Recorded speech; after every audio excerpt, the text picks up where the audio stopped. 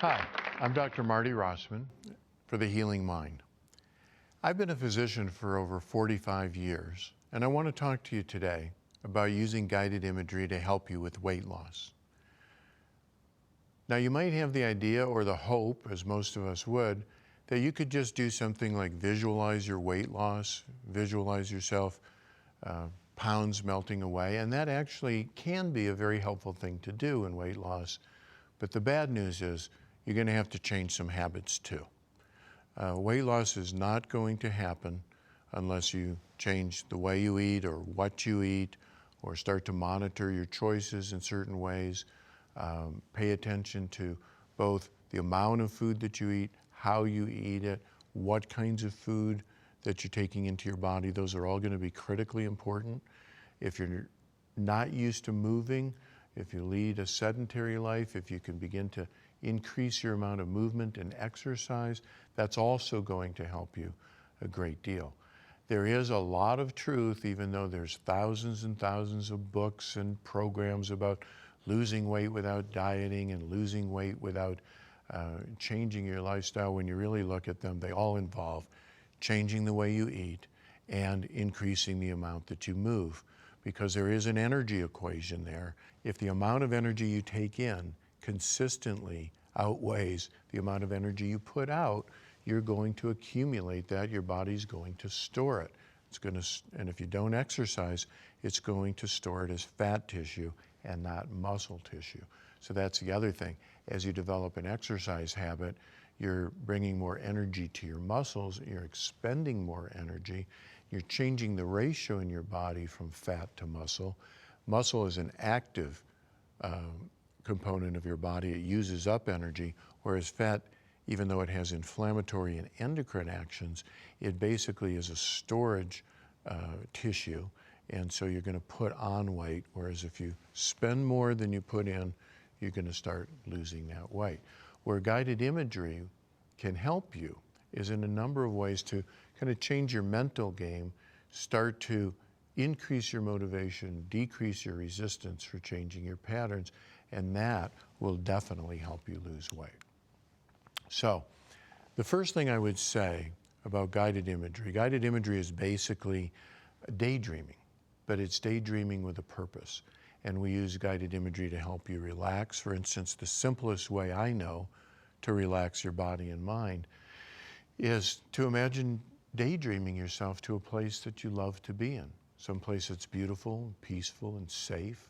Some place you feel good to be in.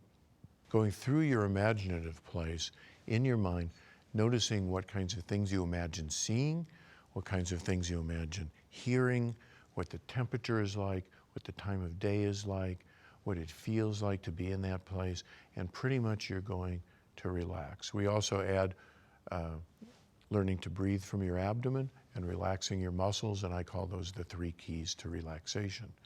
If you make a regular relaxation practice part of your day, you'll reduce a tremendous amount of stress and you'll balance your emotional body.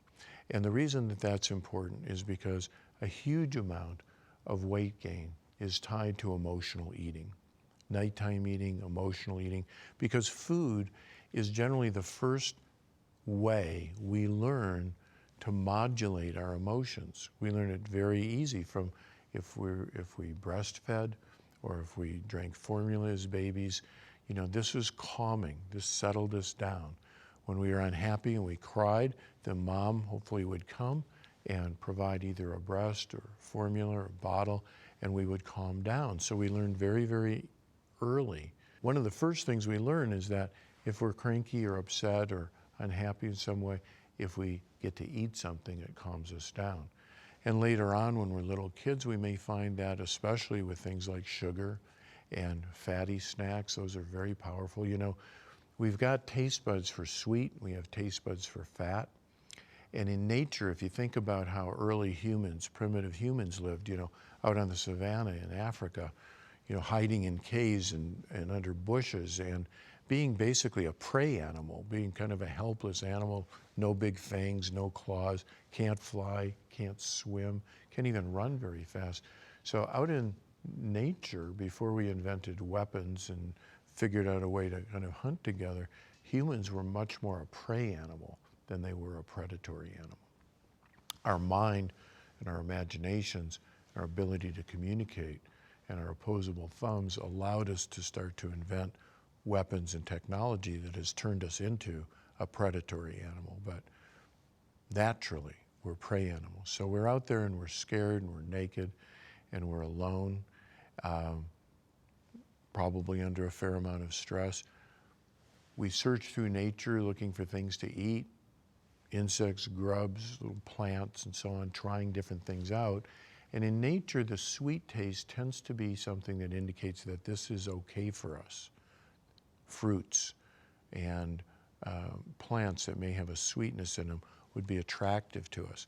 We wouldn't get that much opportunity to eat fat.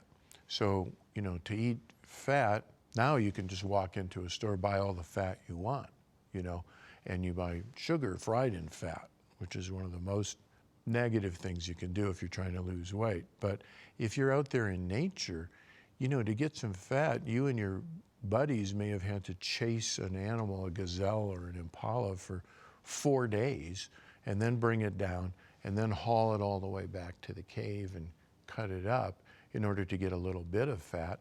And that gazelle or that impala, because it was a wild living creature that had to run for its life when lions came around or other predators. So that thing probably only had about 4% body fat.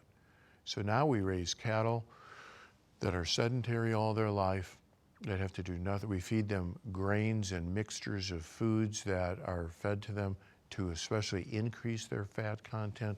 We treat them with antibiotics and even hormones that make them fattier yet. So we get this delicious marbled meat with lots of fat in it. The thing is, we have these taste buds that are sensitized by nature, so a little bit of sweet, give me some more of that. That's what I want. A little bit of fat, man, that's good. Give me some more of that. And so we're motivated to go out and get sweet and fatty foods. But in nature, they're hard to get, and we don't get them very much. Now we live in a place where we can walk into any store and just get as much sweet and as much fat as we can possibly eat. And it's a big reason that we put on the kind of weight that we do, along with the fact that we tend to live sedentary lifestyles, watching the tube too much, watching things happen, playing with our phones and our media devices and so on. It's not morally wrong. I don't have a judgment about it. It's just if you want to lose weight, you're going to have to cut down on all of those things and just adopt a lifestyle where really you want to eat more plant food, a lot more plant food, and you want to develop a movement or an exercise kind of habit. So, but first, you're going to need to develop another way to relieve that emotional stress.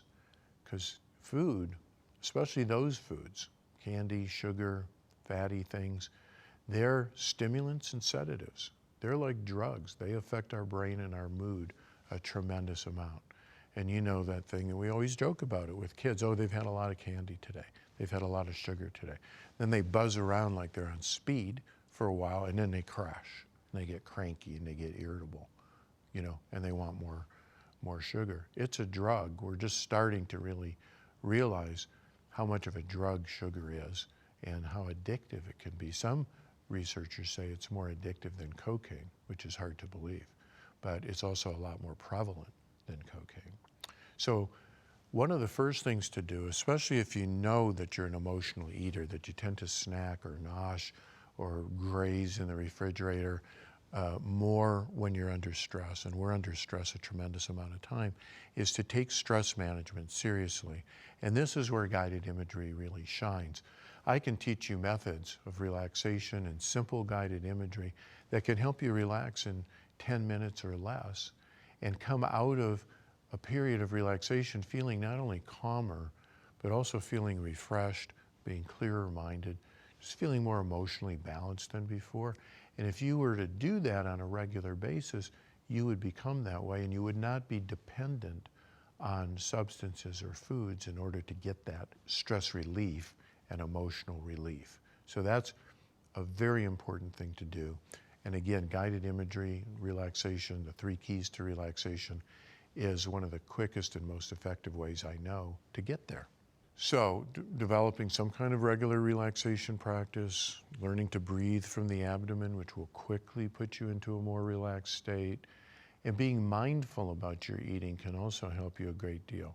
The process of savoring your food, of doing some thought experiments like sitting down to your meal and taking some time to really look at it. So many of us eat on the run.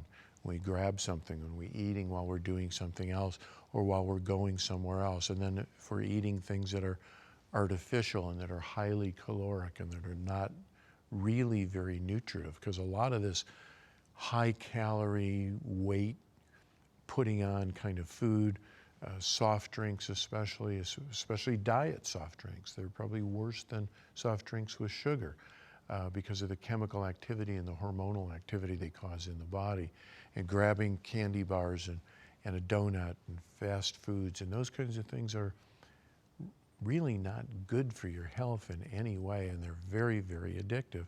So if you're grabbing those and you're running somewhere else, you might not even really be enjoying them, but they're not doing you any good. So the idea of choose real food, sit down for a while, take a look at it, realize how lucky you are to have food to eat.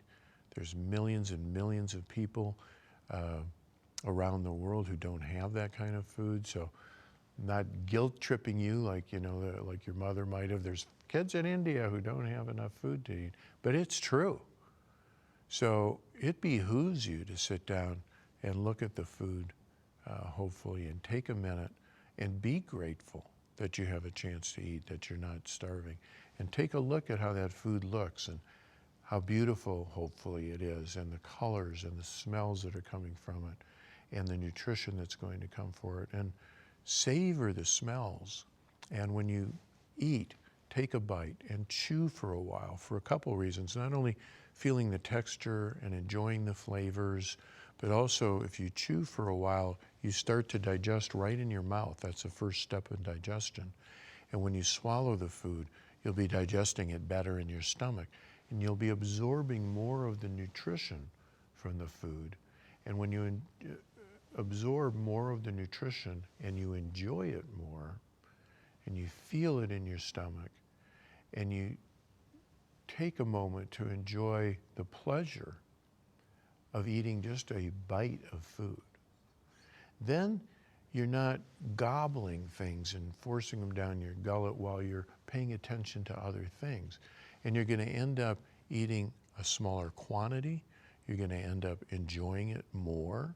You're going to end up getting better nutrition. Your digestion is likely to be better. And your mood is going to change because you're taking control of something that you felt out of control with for a long time. So these are some behavioral awareness, mindfulness kinds of things that you can bring to eating that'll change things a lot for you. Eating's important. Take some time, appreciate it, feel grateful. Find that place in you that feels grateful, like I said, that you even have food to eat. So a model that I use in my own mind and that I found that works for people, I sometimes put into a little formula because I like to feel like Albert Einstein, and it's C equals M over R. And what that means is the likelihood of actually being able to change a health habit is a function of how much motivation you have divided by how much resistance you have. And this is both conscious and unconscious motivation and resistance. And guided imagery can do two things for you here. It's a great way to increase motivation. And I'm going to talk to you about one or two guided imagery techniques that we use and that we give to people to work with and to practice with that can increase your motivation to be successful with this change. And guided imagery can also help you reduce the internal resistance to change, which often comes up. I like to call resistance the loyal opposition, and I'll talk to you more about that in a couple of minutes.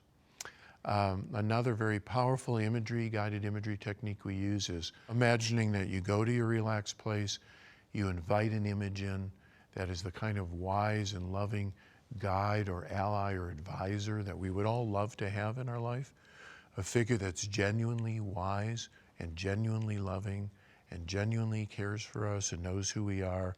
And imagine that you've got that kind of mentor or advisor or ally, and spend some time with that to just kind of explore, what is it that causes me to overeat? Why do I go unconscious sometimes when I eat? And what can I do to stay more aware so that I can be more in control, so that I can get in the driver's seat, so that I can run this ship or drive this vehicle that's my body in a safer and more healthy and more enjoyable kind of way? These things can be very, very helpful. So let's look at if the likelihood of change is more likely the more highly motivated you are. Now, why are people motivated to make change in their weight? Why do people get motivated to lose weight?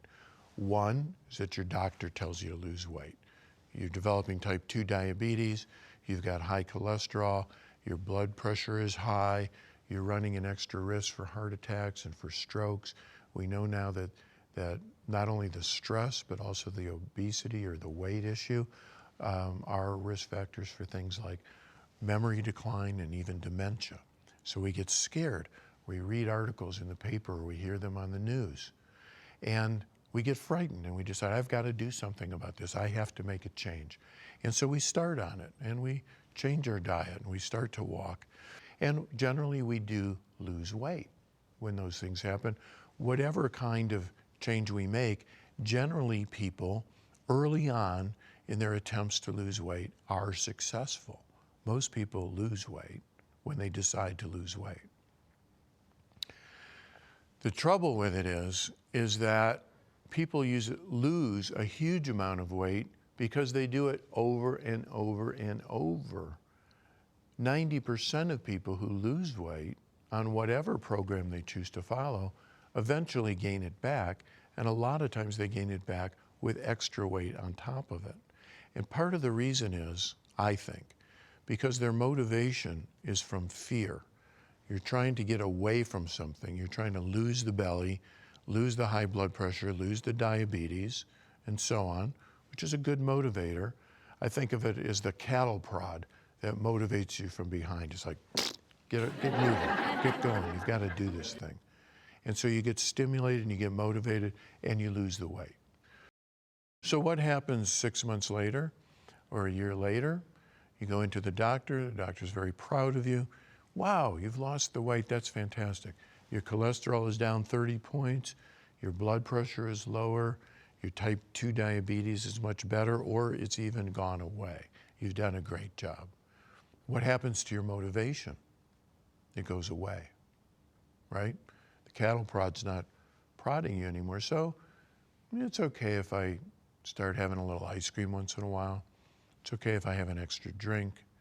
It's okay if I go back to my Diet Cokes or my Slurpees. It's okay if I do this a little more. It's okay if I do that a little more. I don't really have to walk every day now, do I? My cholesterol's better. My blood sugar is better. So you lose that motivation, and pretty soon you start getting into that negative spiral of putting on the weight. Eventually the blood pressure goes up, the cholesterol goes up, and so on. We've seen that a million times. It's the rule rather than the exception. So what we need to do is we need to put more motivation in that draws you towards something instead of away from something. So the cattle prod can get you going, but now you need the carrot on the stick. You need something you're moving towards.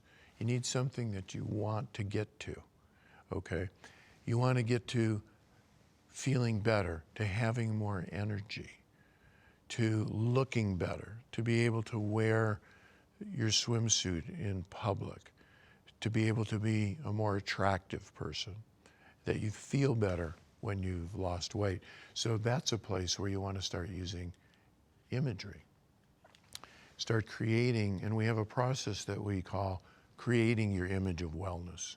So we do just that, where you go through a process of relaxation, breathing, relax your body, go to a beautiful, peaceful, quiet place in your mind, and you begin creating an image of your well self. What would you look like? What would you move like? What would you feel like? How would you appear? How would you operate in the world? What's your image of you as being at your optimal wellness? You know, what weight would you be? How would your body move? You know, would you sleep better? Would you feel more confident interacting with people? You want to put all those things into developing this imagery, because then that imagery serves as the carrot on the stick. Imagery is a multi-sensory, tangible way of creating feelings in the body. So we can describe to ourselves or others how we'd like to be. I'd like to weigh 160 pounds. I'd like to be muscular. I'd like to have a six-pack. I'd like to be able to move easily and freely without pain. I'd like to have plenty of energy in the day. I'd love to sleep well at night. My digestion functioning well, feeling good about myself, feeling happy, feeling good about interacting with other people, and so on and so forth. And if you really imagine that, not just talk about it. If you talk about it, yeah, that sounds good. That sounds good, you know. But you don't really get the feeling of it. One of the special things about using guided imagery is if you go into that deep, relaxed place, that inner world where you're not paying attention to a million things at once, and you imagine yourself being the way that you think you want to be, and you can imagine what it actually feels like to be lighter and to be more physically active, have more energy, have more sexual energy, have more relationship energy, the way people look at you, the way you feel in the office, the way your clothing fits, the way your kids look at you, the way the opposite sex looks at you, the way your buddies or your friends look at you. You bring all of that stuff, you really ham it up, and you let yourself actually feel what that's like. Like, how would that actually feel good? You let yourself experience, would that actually feel good to do that? If I was really able to accomplish that, how would I feel? And we go through the body and have you pay attention to all the different parts of your body. And as you craft this wellness image, you will craft an image that, yes, you really would like to become. And as you let yourself feel the feelings, that feeling of success, feeling of health, feeling of energy, feeling of sexual attractiveness, all those feelings, but again, letting yourself feel it in your body, that's a whole different thing than thinking about it. Like, yeah, that's a good idea. This is like you're bathing in this feeling, like, I feel good. I feel strong. I feel attractive. I feel energetic. I feel successful. I feel better than I felt in a long time. If you really feel that in your body, and then you start using that image, and you check in with it in the morning, and you check in with it at the end of the day. You say, what am I going to do today to take me one step closer to that image of wellness? And looking back in the evening, what did I do today that brought me closer to that image of wellness? And what mistakes maybe, or how did I get off track today? Not in a judging or punitive way, but just, oh, you know, I ran into Marcia, and Marcia brings those donuts, and they're just killer, and I couldn't help it, I ate one. So the idea is, don't give yourself a hard time about that. Just notice it at the end of the day. All right, the next time I see Marcia coming down the hall, I'm going somewhere else. Or I'm going to take a breath, and I'm going to say, no thanks, Marcia. I've had my donuts for the day. They're delicious, but no thanks, I'm passing. Because I'm going to this place. You don't have to say this to Marcia. It's kind of none of her business, but you could if she's a good friend. Or you can just think it to yourself. I'm saying no to that donut because I've got a great place that I've got in mind that I'm going to. I'm going there one day at a time, going there one step at a time. And when I say no thank you to that donut, I've taken another step towards becoming this self that I really know is going to feel good to be. So you use the imagery to pump up your you can anticipate the experience of being successful. I think a lot of people who start on programs deep down really don't expect to be successful. They know it's a good idea. They know they should do it, but they don't really expect to be successful. If you let yourself spend time in your inner world and feeling the feelings that come with being successful, that will lead you further. So your doctor will say, good job, you've lost 10 pounds, your blood pressure's coming down, your blood sugar is in better shape, you did a good job, you're doing well. And you say, that's great, I'm glad to know that, that's important for me, but it's only part of it because I'm on a journey and I'm heading to this place where I'm gonna look better than I've looked in a long time. I'm gonna feel better than I've looked in a long time. And I'm just a third of the way there, but I'm very excited about getting the rest of the way. I hope that makes sense to you. It really works. The other thing that helps are putting in rewards to you along the way. Again, this is increasing the motivation. So start rewarding yourself. And it's amazing how small things can be rewarding. Just even, tracking what you're doing. There's a million apps for your smartphone or your computer for this, where you can start to put in, what did I eat today, how much, and what was it? And it'll calculate the calories. You can put in, I'm weighing this much and I want to get to that much, and it'll tell you how many calories to eat a day. And then you put in your foods and it'll track them. It'll show you on a graph how you're doing, whether you're within your boundaries or over your boundaries. And I find those tremendously useful. I've used those a couple times.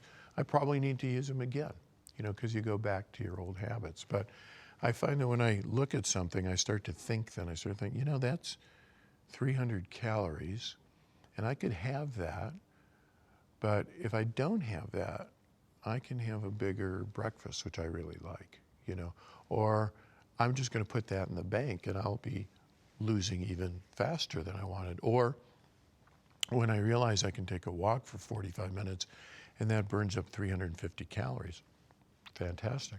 I can have a drink tonight before dinner if I want. Or if I don't, then I've saved those 350 calories.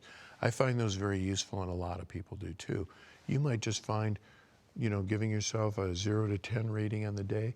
I did 8 out of 10 on my plan today. That feels good. I did 3 out of 10 on my plan. I want to do better tomorrow. Little things can motivate you a lot, so put them in place. And don't be afraid. As a matter of fact, I recommend put big rewards in there for you reaching significant goals. So, whatever you can afford.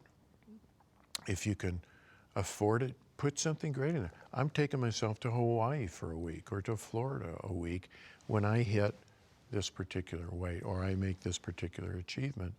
I'm going to take myself to some place I've always wanted to go, or I'm going to go have some fun. I'm going to take a day away. I'm going to take a week away. I'm going to go to a spa, or depending on your budget, something else that you really would enjoy doing or having, something that would really be a reward, something real special to give yourself for doing the hard work, for paying attention and changing your patterns.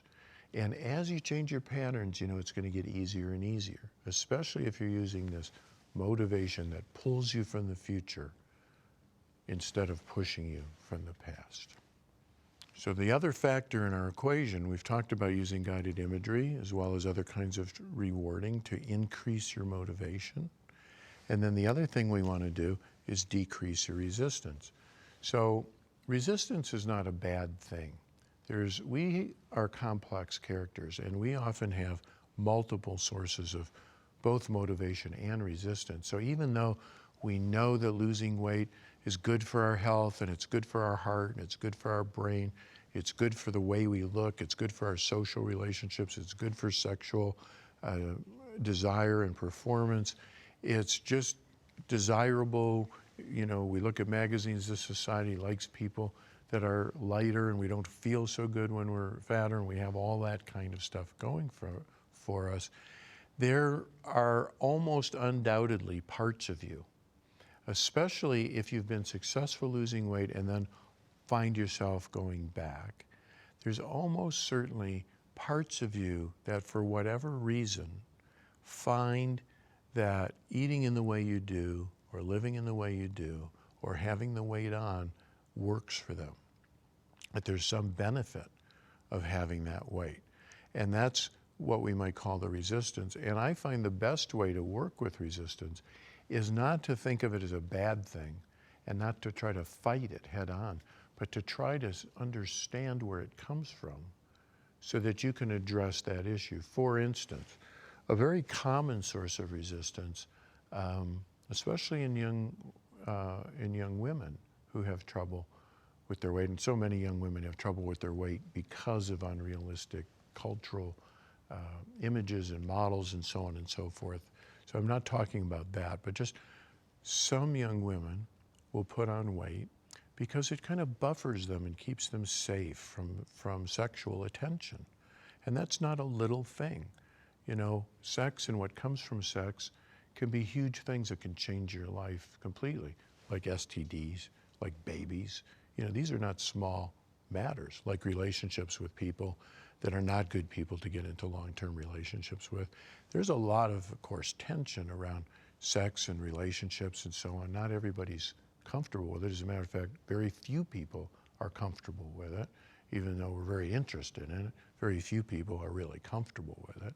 And an extra layer or two of weight gives you some time to maybe think about that or work it out or keep yourself maybe at a little bit of a distance. I'm not saying by any means that that's always true, but that's just one example of how it can work for you unconsciously. And if you don't take that into account and find some other way to work with that legitimate concern, then the part of you that's saying it's not safe to do this, it's not safe to be attractive, it's not safe to draw that kind of attention, is always going to exert its influence. And so it's going to come up. And because it's unconscious, it has more power than it's due. When we bring it up to consciousness, we can deal with it more effectively. So let me give you a little example. A patient of mine I once had named Danica, a lovely 28-year-old assistant manager at a bank who had a long-standing problem with weight, and especially with overeating at night. And she told me, you know, I know what I should eat. I know what good food is. I know what good nutrition is. And I'll eat well, and I'll eat less, and I might skip meals during the day, and I try to really work on it. And then all of a sudden, at night, I'll be staring at a shredded wrapper of a giant chocolate bar. And I'm wondering, like, who ate that? And why did I eat that? It's like somebody else took over my body.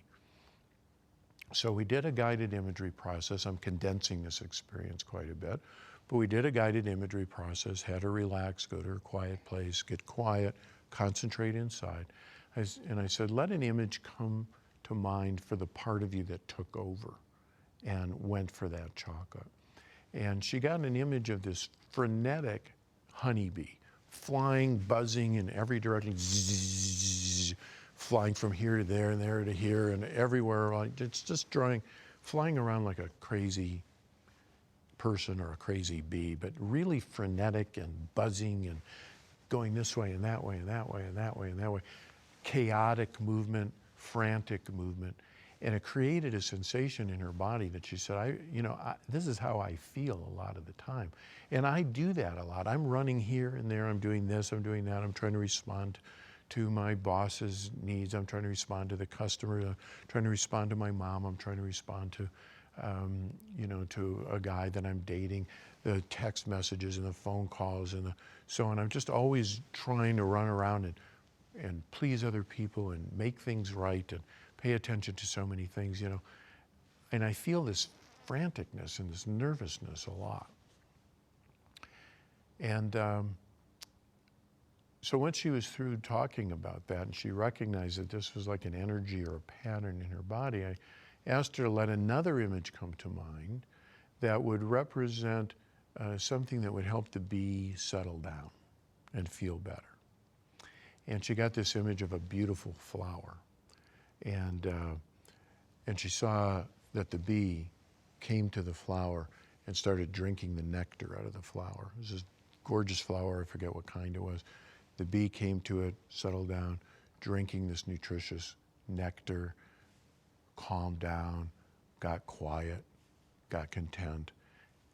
more relaxed. And then she, Danica, at the same time, she starts feeling more relaxed. It's quieter, it's not rushing around, it's well-nourished, it's content. So she's feeling the same way her imaginary bee. Of course, it's part of her. It's her mind is giving her this image. So she started using this image to kind of calm herself down. And when she found herself getting anxious and frantic and being split into too many places, she'd take a couple of deep breaths. She would imagine the flower. She'd just take a minute. The bee would come to the flower. The bee would calm down. And so it was an image that she could use to calm herself. But even more importantly, she started talking about, after she kind of played with this for a week or so, she came back and she said, you know, I see that bee represents how I've been running my life in a way. And I'm busy running from here to there and here to there and trying to please everybody. Sometimes I forget to eat during the day, or I have to grab something on the run. And usually when I grab from the run, we've got cookies and donuts in the weight room. They're there. I don't even particularly like cookies and donuts, she says, but they're good, they're sweet, they're quick energy, they pump me up for a while, and they're there. I don't have to go anywhere to get them. I know they're not really great for me, but that's what I get. So she started thinking about, if I really think about the imagery that came to me, she says, it would be better if I were more selective in what I ate, and if I made sure that I stopped from time to time, and that I maybe organized things a little better, and I said no to some things or some people, and I started making better choices during the day. She said, and what I'm finding is that if I eat pretty well during the day and I don't skip meals, and I make some time for myself to relax, and she's talking about, by time, she's talking about a minute or two a few times during the day, where she would just take a couple of minutes. She would breathe, she'd relax, she'd imagine her bee on the flower. She'd get this immediate calming feeling. She said, if I nourish myself right during the day, then I'm not going to pig out at night. She said, I'm noticing that it's those days where I let myself get split into 10 different directions. I don't nourish myself, I don't feed myself, I feel anxious and distracted and kind of frenetic. That's when I find myself in front of the refrigerator. I'm just going to pig out till I knock myself out and I can go to sleep. So by using this method, she actually learned something about what was it inside her that needed that kind of calming, needed that kind of snacking at night. She was able to address it in a different way. So she's able to reduce the resistance on the bottom, using other imagery like the wellness imagery and the goal-setting imagery. She's able to increase the motivation on top. The bigger the motivation, the lower the resistance, the more likely it is that you're going to be successful making that change. And the same thing applies to doing any change, for instance, developing an exercise habit or a movement habit. If you're completely sedentary, just think about it as starting to move in some ways and then moving more into exercise. You use the same things, goal setting, wellness imagery, what would you look like, but more importantly, what would you feel like if you were more fit? Figure out a plan for yourself to get there. Do it gradually, don't hurt yourself. Track your progress, reward yourself along the way. Find ways to increase your motivation. Do some imagery to explore what parts of you may have some concerns or objections to you going in that direction, and really focus on the payoff and make the payoff as big and strong and motivating as you can. So those are some ways that using your mind, and especially using guided imagery, can help you be much more successful in becoming not only lighter and losing weight, but also being more fit and more healthy, both in body and mind. And research shows that people who use relaxation and guided imagery in combination with weight loss programs, whether it's Weight Watchers or various programs where you're looking at the food and you're looking at the exercise, that they lose twice as much weight as people doing the same program without using the relaxation and guided imagery.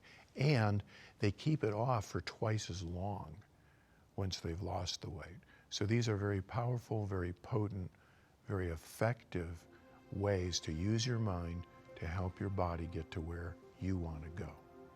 Thank you for listening. I'm Dr. Marty Rossman from The Healing Mind.